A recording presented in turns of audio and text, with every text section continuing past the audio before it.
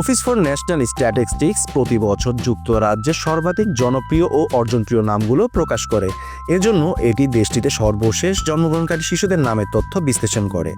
ONS তাদের সংগৃহীত তথ্য বিশ্লেষণ করে দেখেছে, যুক্তরাজ্যে প্রথমবারের মতো শিশুদের নামের মধ্যে সবচেয়ে বেশি জনপ্রিয় হয়ে উঠেছে মোহাম্মদ নামটি।